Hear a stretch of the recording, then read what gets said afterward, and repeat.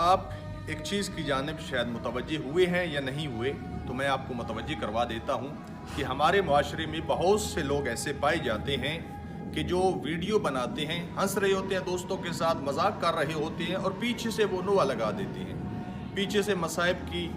कोई ना कोई फ़िक्रा लगा देते हैं। तो ऐसे लोगों के लिए पैगाम है